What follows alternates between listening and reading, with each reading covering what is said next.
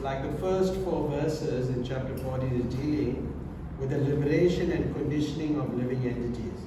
Now note that the Bhagavad Gita is very systematic, and within those 4 verses, only this subject matter will be discussed. It's very, very systematic, but you cannot see it in a systematic way. And the next 5 to 9, 5, 6, 7, and 8, and 9, it describes the modes bind the pure soul. How the soul is bound, in goodness, passion, and ignorance, the different modes of nature. And then it goes from 10 to 13, it is recognizing the mode supremacy, which is most supreme. Which mode is most supreme? And you find there's a competition between the modes. 10, 11, 12, and 13 is only discussing that subject matter. Then from 14 to 18, it's discussing acting and dying within the modes. What happens to a person when you die in a particular mode? What is the destination of the soul? And you'll see then 19 to 27 is discussing how you move above the modes of nature. You're transcending the modes. And you'll see that how everything is put into perspective, how you transcend the modes, and you reach Krishna's planet, and you reach Krishna. So there's 27 verses, but we will just kind of skip and discuss certain verses, and we'll see how the interest is. We'll just make it a two-way thing, where you're questioning me, and I'm answering also. So just don't feel shy to ask. So chapter 14, so one who understands this chapter, he attains liberation. And how does he attain liberation? He is not born at creation or disturbed at dissolution. Now when you read the first verse, we'll read some of the verses and we'll talk about it. The Supreme Personality of Godhead said, "Again I shall declare to you the supreme wisdom, the best of all knowledge, knowing which all the sages have attained perfection." Why is this knowledge considered to be supreme? Why is it considered to be supreme? Why is it superior? We were just discussing that you can get out of these modes of nature by this knowledge, and you transcend the 3 modes of nature and you come to the transcendental platform. That's why it's superior. And it says here that the sages have attained supreme perfection by receiving that knowledge. So the knowledge, one has to have knowledge. Where are you staying now? Not yet? Yes.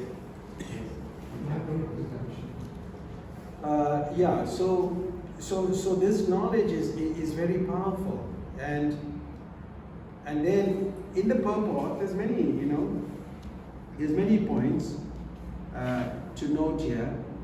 Like towards the end of the purport, it says, by understanding this knowledge, in the last 5 lines, by understanding this knowledge, various great sages attain perfection and transfer to the spiritual world. The Lord now explained the same knowledge in a better way. This knowledge is far, far superior to all other processes of knowledge thus far explained. And knowing this, many attain perfection. Thus it is expected that one who understands this 14th chapter will attain perfection. So you will attain perfection when you understand that the sages attain perfection. And then when you have that knowledge, see, knowledge is a key thing in spiritual life. Even if somebody is totally uneducated, he can still go back to Godhead. But because of his devotion, he will receive knowledge. It's not on the basis of academic qualifications. It's a very interesting process you have to follow. Then you can see Krishna. So you have to have knowledge. So we'll move into the next verse. And the next verse is saying, by becoming fixed in this knowledge, one can attain the transcendental nature of like my own. Thus to establish one is not born at the time of creation or disturbed at the time of dissolution. So this is what happens. You know, there will be no more repetition of birth and death. See, it's mentioned in the purport, like 1, 2, 3, 4, about 6 lines. It is understood from Vedic literature that the liberated souls who have reached the transcendental planets of the spiritual sky always look at the lotus feet of the Supreme Lord, being engaged in his transcendent loving service.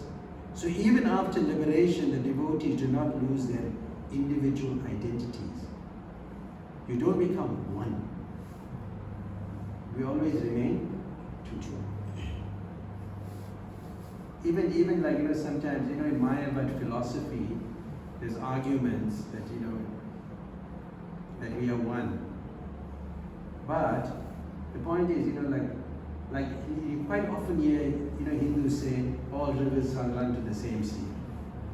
You know, ocean, all the rivers go to there. You know, but sometimes the water is going, it's taken by the sun, it evaporates, it's not going. You can't say that. And then also sometimes, or just like when you look at, like, you know, you're drinking a juice, and in the juice there's mango and orange. When you're drinking it, you get 2 tastes. You get the mango taste and you get the orange taste. So it means they still remain individual. So a devotee and the Lord is always individual souls. He's the Supreme Soul and we the minute soul, or he's the super soul and we just the Jiva. So like this, we don't lose our identities. And when one perfects one's life, then he understands his position in the spiritual world, not prematurely, but with time. You know, people sometimes try to delve into their relationships. What is my relationship with Krishna? You thought about it sometimes? Did you think about it? Any questions so far? So yes. So your relationship with Krishna. Then it goes on to explain, it's talking about another subject matter of how the living entities come into being. How the living entities come into being. And they come into being, it's said here, that just like, you know, we have this understanding which Prabhupada kind of gives towards the end of the purport, like a scorpion lays its eggs on piles of rice. So sometimes people say, well, the scorpion is coming from the rice. But is that true? No. But that's how you'll say it, right? It's coming from the rice. But the rice is not the cause of the scorpion. Actually, the eggs were laid by the mother. Similarly, material nature is not the cause of the birth of the living entities. The seed is given by the Supreme Personality of Godhead, and that's the Father. Therefore, Krishna says in the next verse, Sarva yonisha kuntaya murtaya sambhavantiya Tasam Brahma Mahad Yunir Aham Bija Prarapita. It should be understood that all species of life, O son of Kunti, are made possible by birth in this material nature, and that I am the seed-giving Father. So the seed is planted by the Father. That shows that sometimes you find, you know, people don't have children, and they don't have children, that's fine. You know, that maybe that's two ways of looking at it. You know, at least one way is that they can concentrate on Krishna and they can make Krishna the goal. But the seed, just like they can have, like, you know, union with a wife, and the semen is being released. But how is it that no child is taking birth? Because Krishna has not entered. That's all. And you don't have to worry. You see a lot of in Krishna's pastime, you find some of them didn't have children, and then they accepted Krishna as their child. You know, like that. So it should be understood that all species of life, son of Kunti, they are made possible by birth in this material, and that I am that seed giving. Aham bija prada bija. Like you plant many seeds. If you're into like farming or something, do all grow? No. Because Krishna has not entered there. So the seed is not the cause. God has to enter there. Got it? Mm-hmm. Any questions so far? You okay, Raghunath? Yeah. So then, there's a few verses, and then we'll move on to another topic. And then it talks about the three modes of nature: passion, goodness, and passion, and ignorance. So the living entity has nothing to do with this material nature. Now, there are three levels of modes of nature: goodness, passion, and ignorance. Which mode would you like to be in? Which mode? Goodness. Goodness. Why? Ashwin, why you like to be in goodness? Initially first in goodness and then transcend goodness. That's the point. You must transcend goodness. See, goodness, you see, it says, O sinless one, the mode of goodness being purer than others is illuminating and frees one from sinful reaction. Those situated in the mode of goodness, in that mode, become conditioned by a sense of happiness and knowledge. So that happiness and knowledge becomes an obstacle. Because you become content that you are happy and you have knowledge, but you're not transcending. Get it? And therefore, like people read this Bhagavad Gita, they think they have idea what this is. This is so, like you can see how Krishna structured the verses, how he's speaking the verses in order.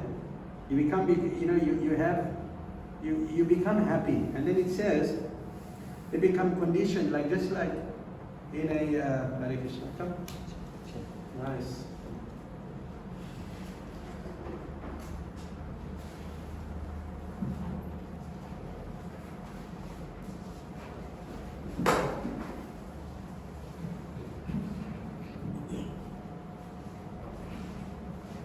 Thank you for coming.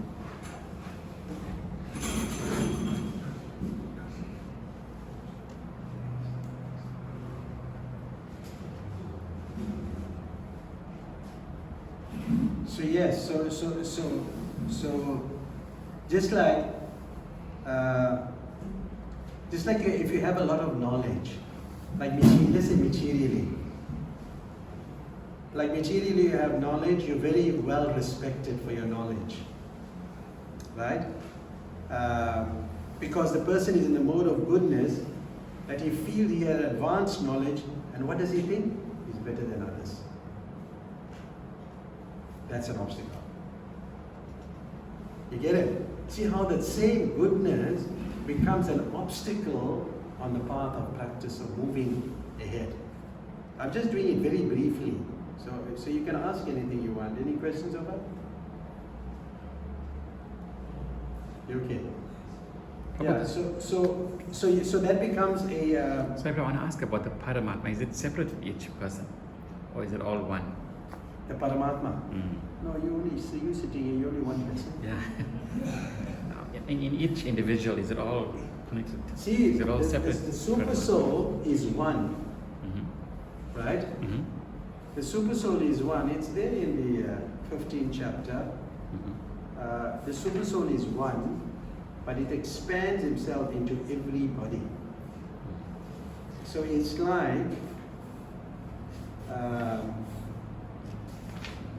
like there's one sun, right? But if you have 50 buckets here, you'll see 50 suns. But there's only one sun. But you see it like because you see all the reflections. So it's like that. It expands in every person, but the one person expands in every person. Is that same person? It's just one. The super soul is one. Okay. Makes sense, huh? Right? The super soul is one. And when you go back to the spiritual world, then the super soul is no more present with you. Because you're now in your original position. It's not present with you. It's there, if you read there's many verses here. talking about the super soul, the 13th chapter, talking about the super soul. Let's since you raised it, how is it relevant to what we're discussing? How is it relevant? The super soul, you want to know about knowledge. The super soul from within gives you the knowledge. See, Krishna says in the Gita in the 15th chapter, what text 15 was the text? Sarvasya cham hindi sana vishtu matasmiti jnanam apanamcha. Remembrance, knowledge and forgetfulness. Correct. From me come remembrance, knowledge and forgetfulness. So even when you're forgetting, it's coming from Krishna. You get it? It's not coming from you, you forgot. It's that Krishna is not reminding you. Does it make sense? Just like we may throw some seeds out in the open. When we throw, like we have some extra rice, we go outside, we just throw the rice for the birds. Did the birds come? Yes, they do come. Who's telling them to come there? The super soul from within. So it's in every living entity, the super soul. In every atom is a super soul. Paramatma. So it says there, see, although the super soul appears to be divided amongst beings, he is never divided. He is situated as one. That's the 13th chapter, text number 17. Although he is the maintainer of every living entity, it is understood he devours and develops all. So he is one, the super soul. And he appears to be expanded, the one person, into everybody. He's the same person, but he's telling you to do different things. What his responsibility is, he just permits and he sanctions and he oversees your activity. He's a neutral person, Paramatma. Get it? You just do that. Is it okay? So why do you want to know there is one? No, because some people are saying, they say, I want to be one with God. But now, actually the Paramatma is actually one, not us. So I want to make the point, it's actually one, yeah. So maybe they're mixing it up about the oneness. No. They clear they want to become one with them. Yeah, they're clear about that philosophy. Oh, okay. They're very clear. You may doubt them, but they're pretty clear with that philosophy. They are God, and they say have so many things, like that. Prabhupada had different discussions with Mayavadis, but in one discussion in Japan, there was an Indian person. He wanted to help the devotees, or get some property or some place where they can practice. So the devotees were there. There was a Mayavadi who was also present, and the Mayavadi. So the man, the Hindu person, his name was Mr. Mahesh. So Mr. Mahesh, he arranged this. There's a program arranged, and Prabhupada was meant to speak. But in there was also his guru, who was a Mayavadi. But anyway, Mr. Mahesh gave some monies to the devotees to make a garland. And when the devotees saw the money, they only can make one garland. So they reckon, no, we'll only make one garland for Prabhupada. But what we'll do, we'll bring Prabhupada's garland from yesterday and give it to him. So that's what the devotees did, and the next day they put the Maha garland on him, Prabhupada's garland, and they put Prabhupada the fresh garland which they took the Mr. Mahesh money. Anyway, that was okay. But then now the deliberation and discussion of who's going to speak. So they reckon Prabhupada is more senior and he'll speak. There was one Vyasa son there. And then Prabhupada, anyway, they came to the conclusion Prabhupada should speak. So Prabhupada went and he started speaking. So he spoke and spoke and spoke and spoke. And then he just stopped. And then now, because now Prabhupada had to get off and the other Swami has to go on the Vyasa side. Prabhupada didn't get off. He just sat on the Vyasa side. Because that person was not a proper representative of Vyasa there.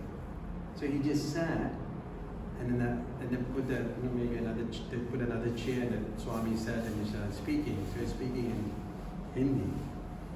And Prabhupada was listening, and all of a sudden Prabhupada would stop. And then they summoned the devotees, have kirtan. Now this person is speaking. This whole thing is happening because of that oneness. Prabhupada said he was going on okay, but all of a sudden he went into the philosophy of Mayavad. And Prabhupada and the devotees started chanting and everything. And then Prabhupada, after that he left, he went away, and everything was ruined. So the man, Mr. Maya, said, no, you can't do anything for us, your Guru ruined everything. But Prabhupada just caused that situation because he didn't want him to speak and left him Vyasa there. And just created just chanted and he said he don't want to donate anything. The devotee said, okay, fine, be good, but we at least exposed him. It's a Mayavadi. So it's like that, I mean, oneness, when you talk about oneness, that's quite another subject matter. So we're speaking here about the different modes. Now the modes, then you have the mode of passion. And in the mode of passion, you have many unlimited, it's number 8, verse number 8. The mode of passion is born of unlimited desires and longings, O son of Kunti. And because of this embodied living entity is bound to material fruitive action. And what he says, he's talking about a man and a woman, that attraction. That is in the mode of passion. And in a material enjoyment, sense gratification, it increases. So when one is in that level, he won't get liberated. He's in the mode of passion. Passion, mode of passion. This is,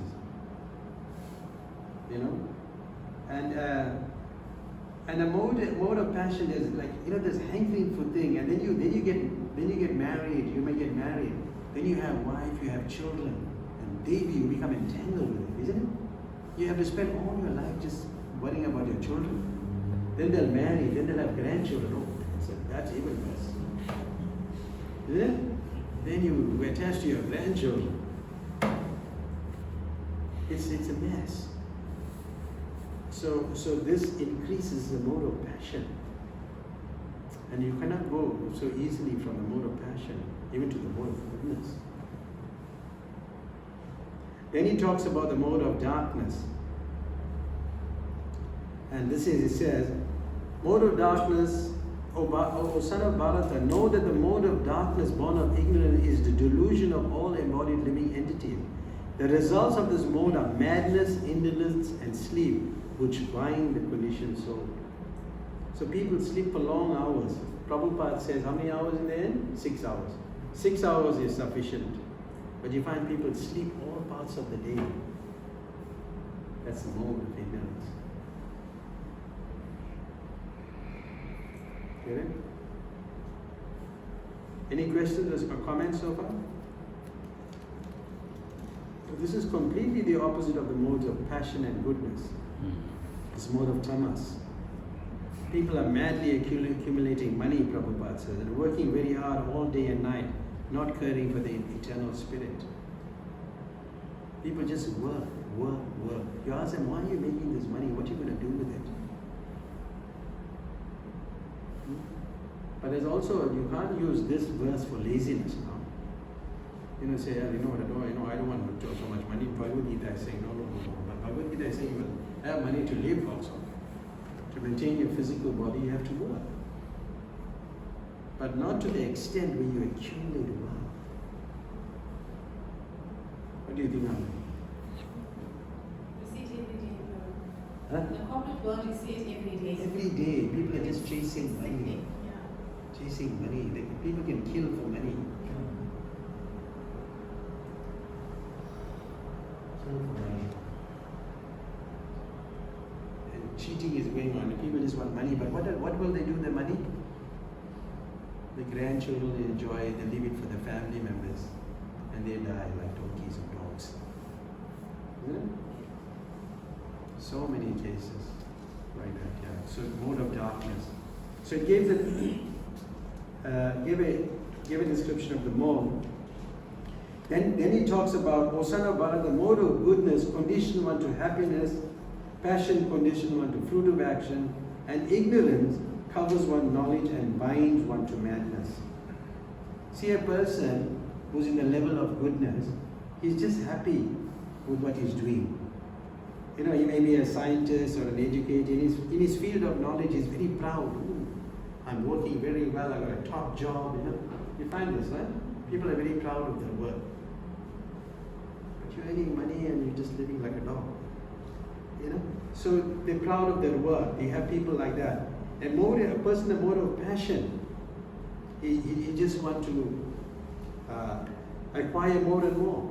He's satisfied. A man in a mode of passion may be in fruit of activity. He owns as much as he can and spend for good causes. Sometimes he may think of opening hospitals, temples, or something like that. He may give something in charity. But he wants something in return. You want to be known. You know, my name must be there or something. You'll be there. You know, like once somebody came, he brought his grandson and came because there was a plaque about, you know, the grandfather donated something. So the son brought the grandson to show him. But we took that thing out. It was like over 30 years ago, you know. We took it out. So the person came, he's complaining, I said, no, worry, we can sort that out. We'll give you books, buy books, we'll put your father's name there. I'm not talking about the plaque. That guy bought books and we put something. Then he understood. I said, yeah, well, you know, we gave it, I gave it to Krishna, we used it in Krishna's service. It's like that. No? People want their name. So then it's talking about, the next verse talks about, you know, like you have sometimes, you feel in the mode of goodness. It's like prominent, you're feeling happy. You know, you're thinking of Krishna, you're feeling happy, but then a little bit of passion start coming. You felt that again? Huh? You feel a little bit passion. And after feeling passion, now you feel a little bit tired, now you're asleep in the mode of ignorance. You get it? So it's gradual. So sometimes you'll find you are very passionate, but there's some goodness. Mixed. It's mixed.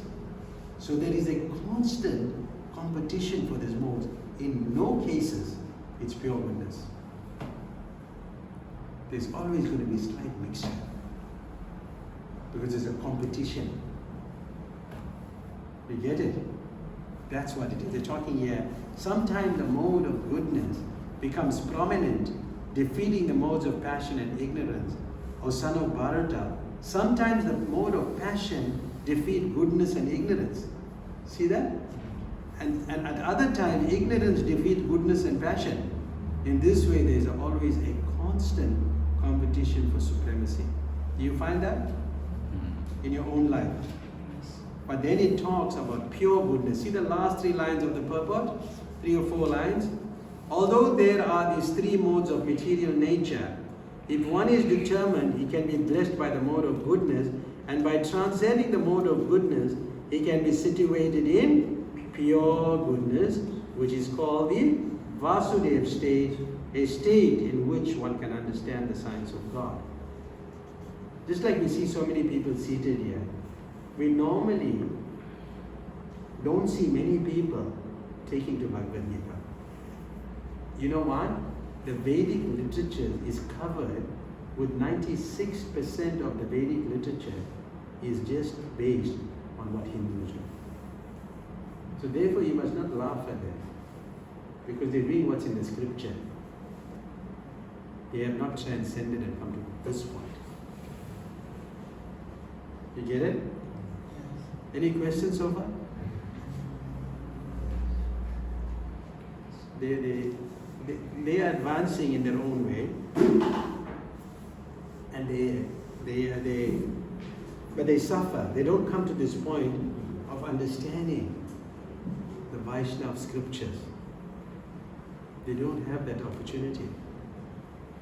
Then it talks about in 11.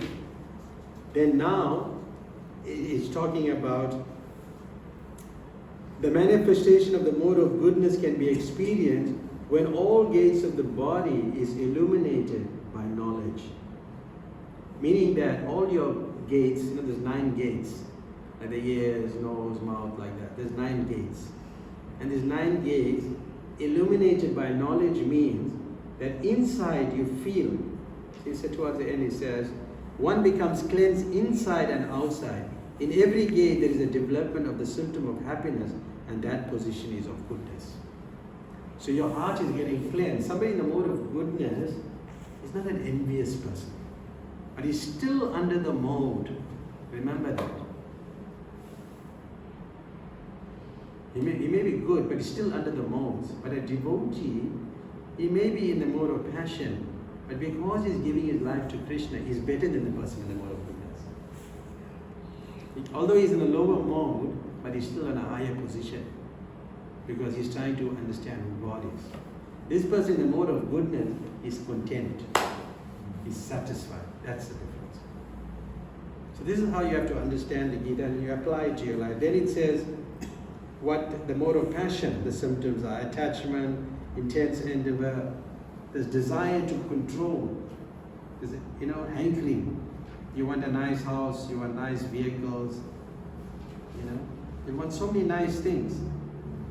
And you don't give this up, you don't want to stop. So all these symptoms should be understood as characteristics of the mode of passion. Sometimes people want to have palatial homes. Like sometimes people got 14, 15 bedrooms, but only 2 people living there. Isn't it?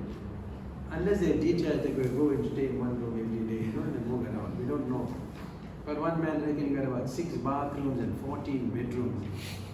What are you going to do with the 2 of you? In this estate in Kindlewood. What are you going to do? And people are hankering for this thing. Like once we went for a program, one house, and this lady had an old man's picture there. I was kind of curious in one estate. And then she told me that uncle, he passed away, and then later we kind of figured out that was an old man, you slightly younger than him. What you were doing here? So she somehow became, he left that will, it was like a 4.2 million house on him. And they didn't give to the children because the children didn't take care of him. And then later she told me, they now want to start fighting with her because the old man had left this palatial building for her. You get it?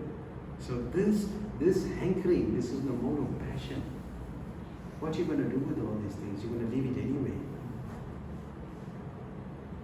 See, sadhus don't worry about facility. Saintly people don't worry about facility.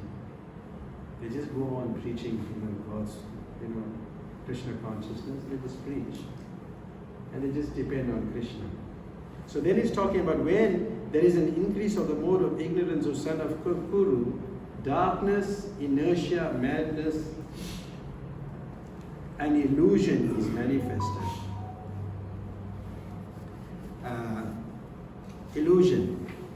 And to be in illusion, that's not good. Give an example of illusion. What's illusion?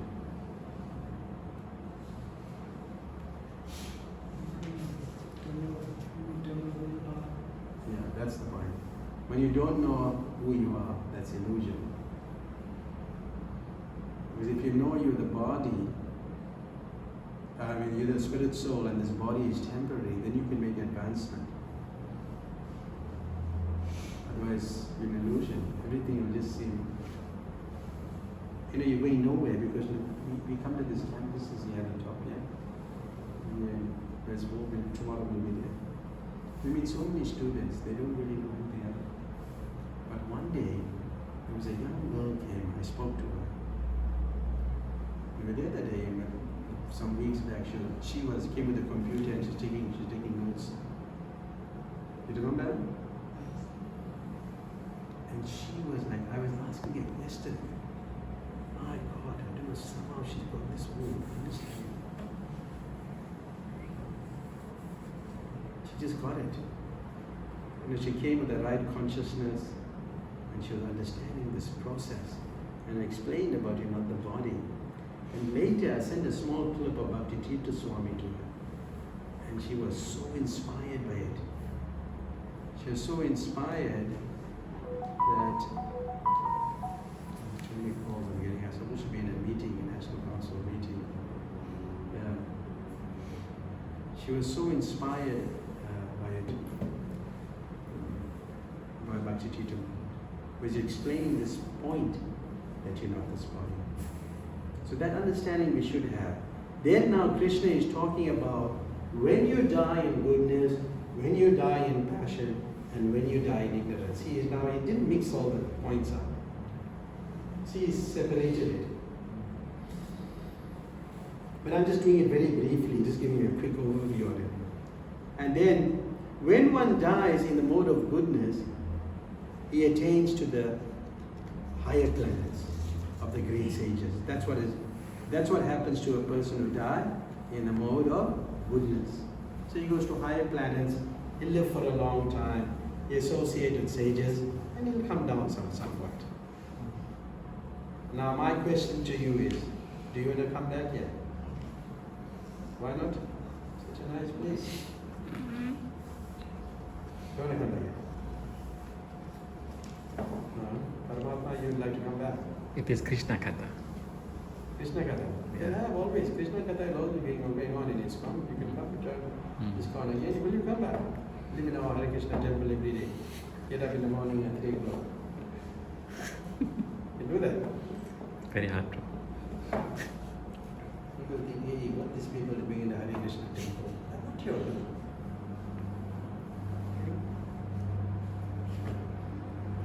They don't know, we're very busy. Like right now, I've got a whole itinerary, I'm doing every way. Plus, I've got a full service at the temple. Come here, I'm going to university. We have to do so many things. But it's purifying. It's not a burden to us. Okay. So then he talks about the person who dies in the mode of passion. So what happened to him? Krishna says he take birth among those engaged in fruitive activity. Meaning he may take birth in this planet again. And then what happens to a person who dies in the mode of ignorance? He takes birth in the animal kingdom. So somebody who is dying in his sleep, that's the worst death. Oh, he had such a nice death. He died in his sleep. That's the worst death. Isn't it? You say, so nice, we just slept one way. To animal kingdom. Get it? But we have this different understanding. You know, like in Indian custom, we put some ashes and we covered it, and then you see some marks there. Then we'll have an understanding this fellow took birth somewhere. So sometimes you have a feet like a bird or something. I think, hey, this fellow became a bird. Oh, they're so happy. He's flying everywhere. Isn't it? You know what this is? This is what it is. But that's not good. You're taking birth in the lowest species of life. Then you have to come back all the way into human being and then understand this knowledge and do that. When are you going to do that? Ananda? So we now spoke about the people dying in goodness, passion, and ignorance. Says here, sometimes people have the impression when the soul reaches the platform of human life, it never goes down. This is incorrect. From human being, you can come to animal. And especially if you're living off like Kentucky Fried Chicken, then you become a tiger or something like that. You can tear things up, vultures and birds. Isn't it? I was just telling that somebody asked me about vegetarianism, and I was saying, oh yeah, I was telling one of my colleagues that my daughter was very young, and she told one lady, if you eat meat, you become a tiger. And that lady gave it up. And she was just a small girl. An elderly lady. And this is and she showed the picture of how they're tearing the meat.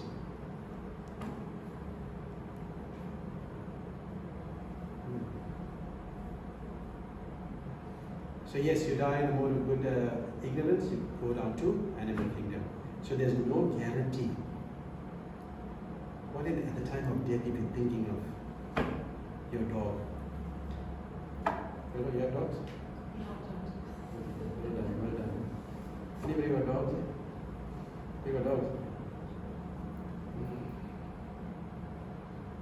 Maybe, some people kiss the dog. You saw that? Like somebody works at our temple. I think her brother drops out. The dog is sitting in the front seat, she's sitting in the back.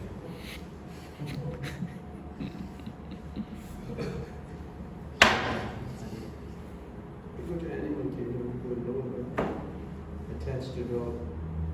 Dogs parlor, they take people dog for a walk.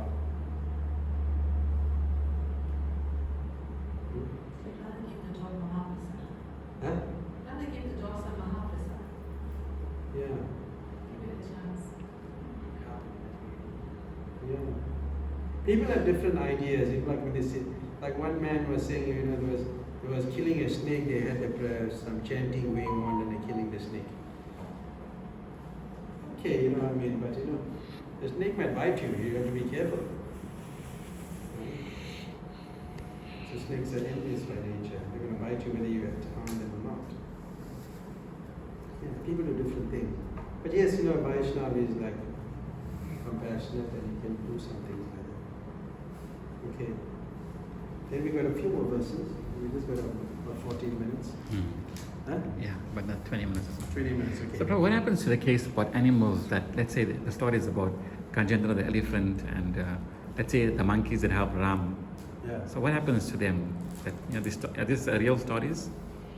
Huh? About the monkeys helping Lord Ram. Yeah. Do they get go back to God? They liberated souls. Mm-hmm. In the pastime of Lord Ram, they liberated souls. Mm-hmm. Monkeys. So they don't need to come back as a human then? No, the monkey is like even Hanuman was a monkey, but Hanuman knew all the scriptures. He learned it from Surya Bhagwan. He's a great soul. They see, there's a word. There's a word. Nara. It's not you.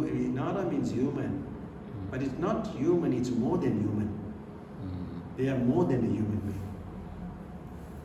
Really like Hanuman. Just like one person. What's his name? Dhirendra Shastri. Dhirendra Shastri is Bhageshwar Baba. So Bhageshwar Baba is a follower of Sita Ram and is a Hanuman devotee. Now if you go to him, he will write everything about you and give it to you before you tell him. And everything will be true. That's Bhageshwar Baba. You can't mess around with him. Because he's got that potency from Hanuman, from knowledge. He can read your mind. Like in India, sadhus like we go in the train, we sit down and they won't tell us anything. They feel bad. So one day this Dhirendra Shastri, he went and sat in the first class. Bhageshwar Baba, he went and sat in the first class. So the ticket collector came and he said, "What are you doing here? At least you sit in the other lower classes, you know what I mean? The first class is sitting." He looked at him, he told him, "This is your father's name, isn't it?" The fellow started looking at him. He said, "You got a problem, eh? You married, but you got no children." This fellow knows everything about me.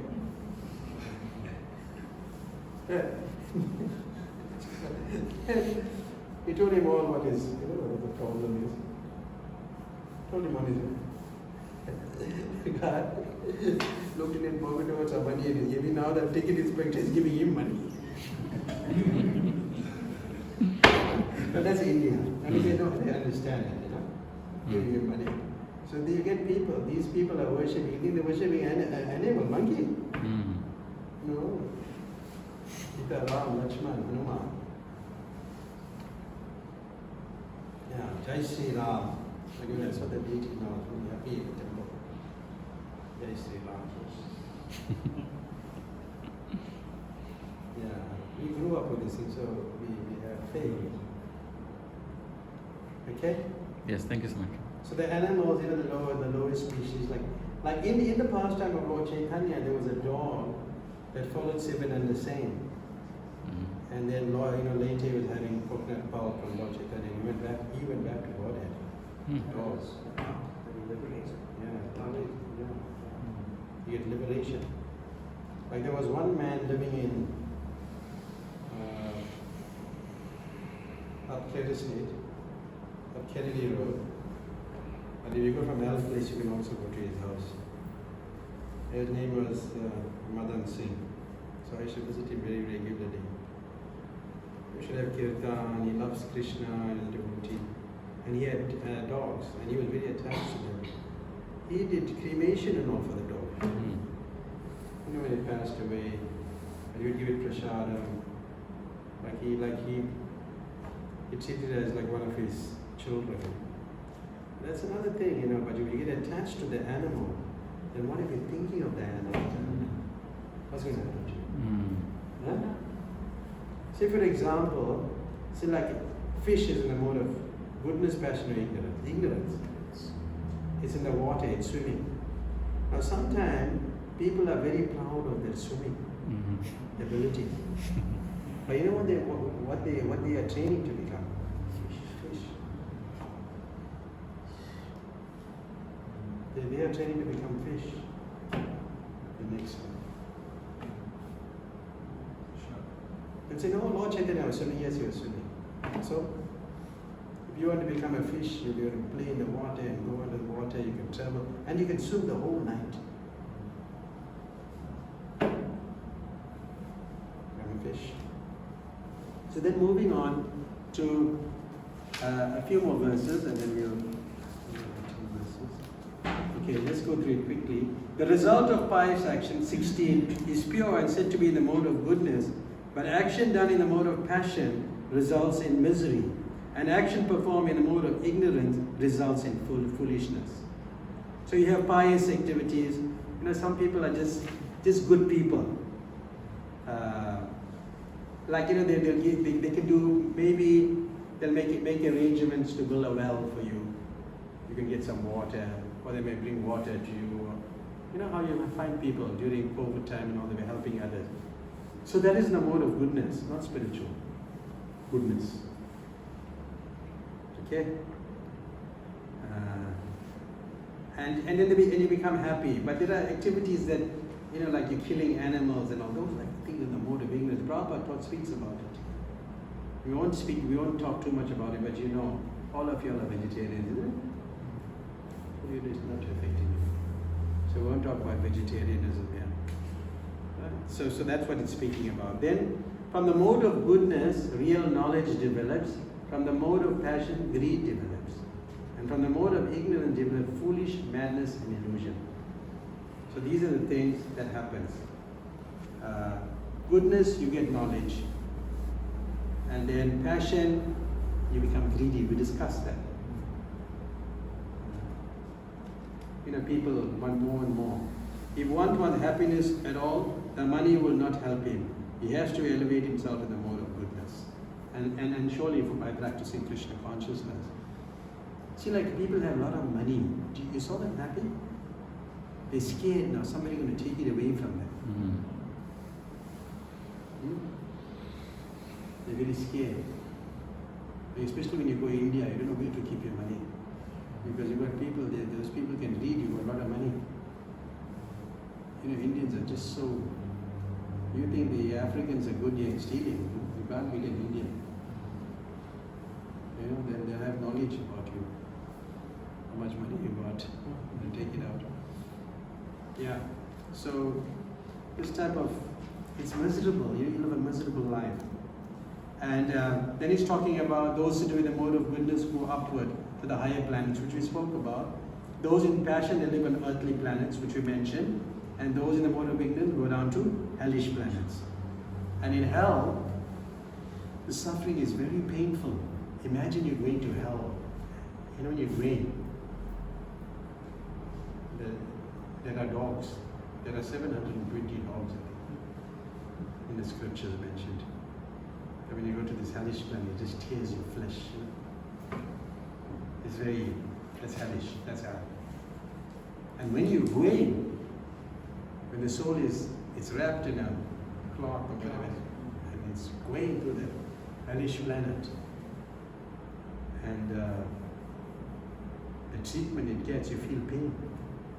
But you say you got no body, but how are you feeling the pain? But you have that subtle body, it's the mind, the intelligence, the ego is there. You feel the pain. So you can see that in the goodness you go to higher planets, and passion you take birth in the same planet, but in ignorance you go to hellish planets. It's like 792,000 miles from the Earth planet. It is. And you reach there in 3 seconds. Hellish treatment. I don't know what wrong we did, whatever wrong. So those are. Then he talks about talking about when one properly sees that in all activities no other performer is at work than these modes of nature, and he knows the Supreme Lord who is transcendent to all these modes, he attains my spiritual nature. He gets this understanding that yes, there's somebody else that's supreme, then he comes to Krishna consciousness. So a man in Krishna consciousness is not controlled by the spells of the modes of nature. Goodness, passion, ignorance. He's surpassing them.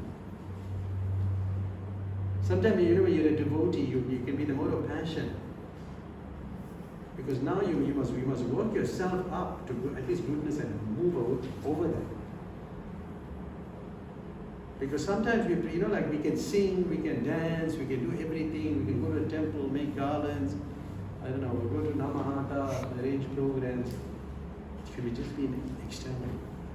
But internally, you're just going through the motions. You get it? That's the danger. What do you think of it? Any questions so far? Sai, what does that mean internally, you going through the motions? You see, you're just going through the motion, but you're not feeling that sense of bliss. You're just doing it because you have to do it. Mm-hmm. And it's not bad, but you have to come to a higher level. Otherwise, after a while, you leave it. True, huh? Lots of people left like that because they're not feeling it. So you say you must feel happiness, in other words. Yeah, you must experience that bliss of Krishna consciousness. Otherwise, you're not going to stay forever. You're not going to stay in it. Like how would we discussed that point in that Namahatam, in that Janmashtami program about, how would you know that Krishna is God? Ultimately, you have to feel it. When you feel it, then you'll accept it. The scriptures say so, yes. The sadhus are saying yes. All that's acceptable. But if you don't feel it, you leave it. So that's basically what it is. And when an embodied being is able to transcend these modes associated with the material body, they become free from death, old age, and the distress, and can enjoy nectar even in this life. So when you start surrendering, and here it says, understanding that this body is temporary is not good enough, because that's just theoretical. But to actually experience that this body is temporary and the soul is eternal, you have to experience it. So then you start enjoying that nectar. Then there's symptoms. Arjuna inquired, "Oh my Lord, by which symptom is one known who is transcendental to these modes?"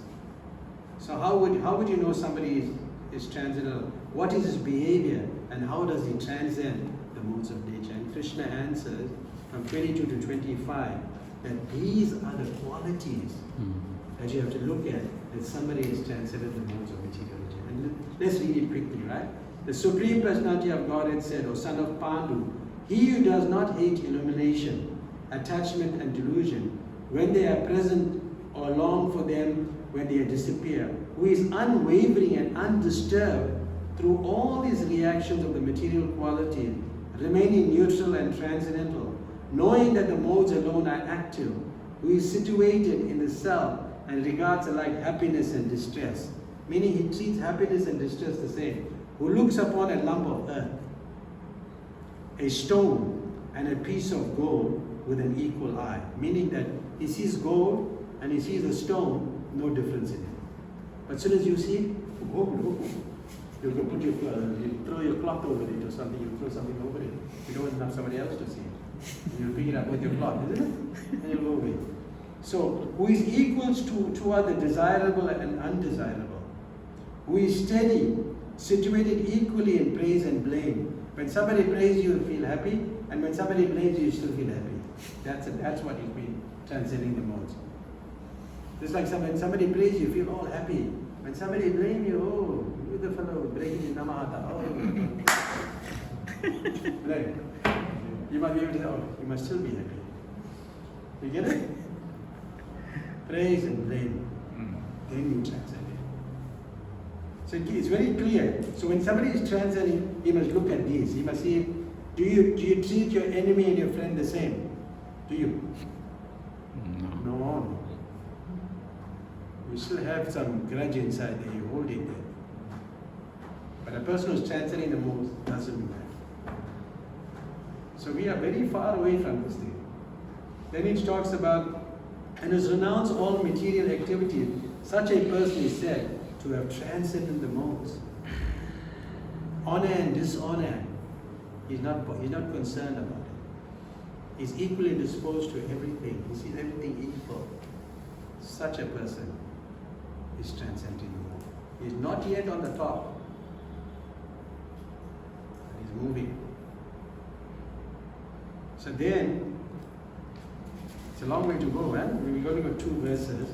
So this is a famous verse, which is the keynote verse in this chapter. And Prabhupada quotes this verse throughout the scriptures of the Bhagavad. Mamchaya abhivicharena bhakti yogana sevate sagunan samityetam brahma bhuyar kalpate. He says, one who engages in devotional service, unfailing in all circumstances, at once transcends the modes of material nature and comes to the level of Brahman. He comes to that spiritual platform. Unfailing in all circumstances. He transcends the modes of nature and he comes to that spiritual platform, which is Bhakti Yoga, where we engage in devotional service fully. And then towards the last 2 lines of the purport, he said what we started off talking about. By attainment of Brahman, one does not lose his eternal Brahman identity as an individual soul. He still remains that individual soul where you can interact with Krishna with love and devotion. And then we move on to the 27th verse, which is the last verse.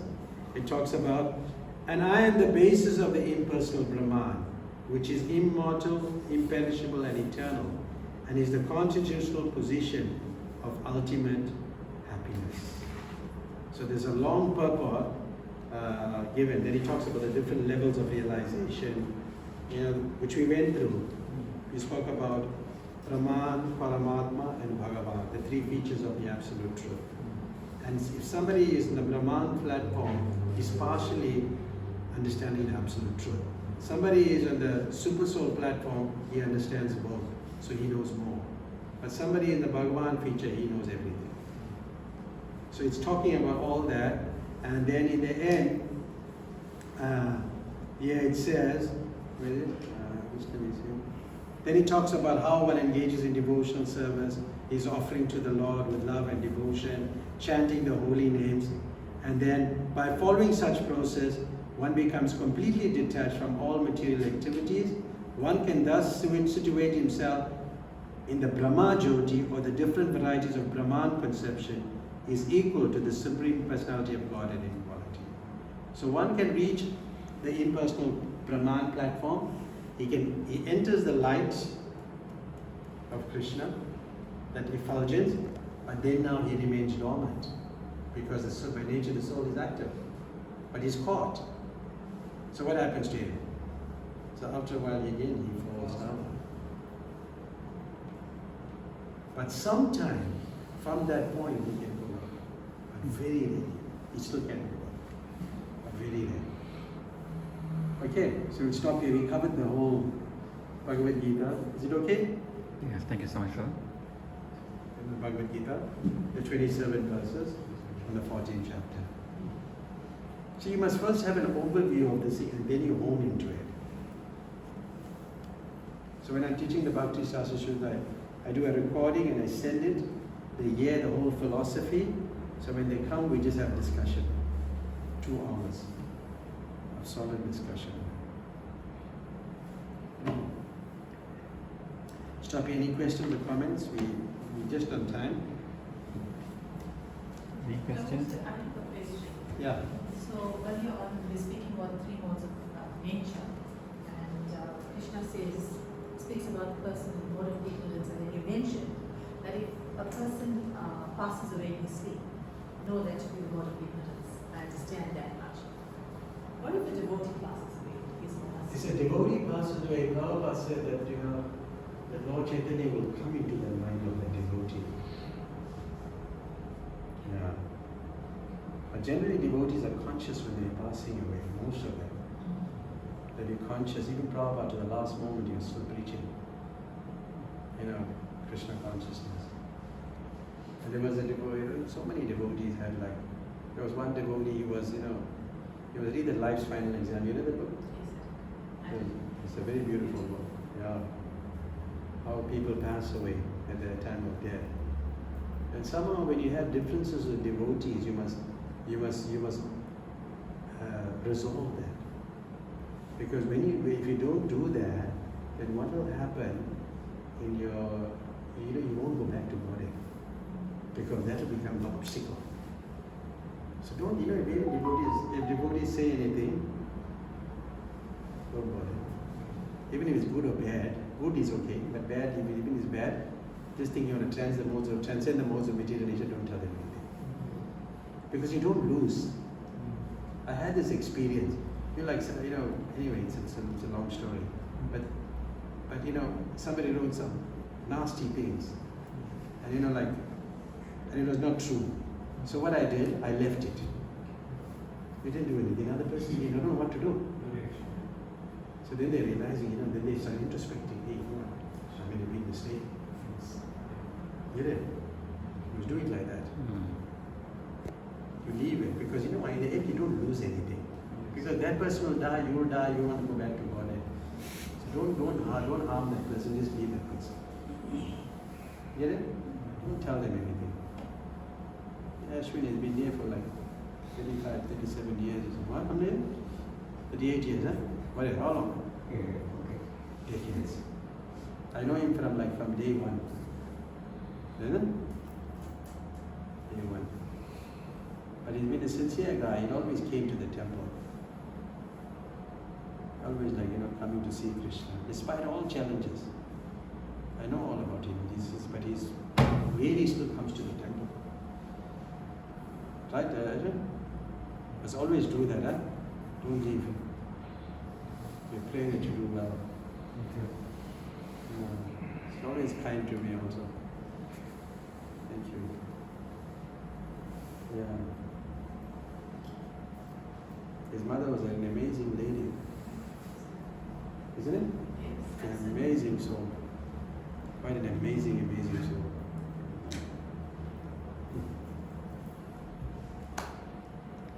I wasn't around for the funeral. I was in India at the time. I heard that message. I was really, I said, what an amazing soul. So thank you very much. Anything else? So don't be afraid that you die in ignorance, but you die in goodness. You definitely remember Krishna. Just keep fixing your mind. Okay. Hare Krishna. Thank you so much, Prabhu. Thank you. Hare Krishna. Thank you.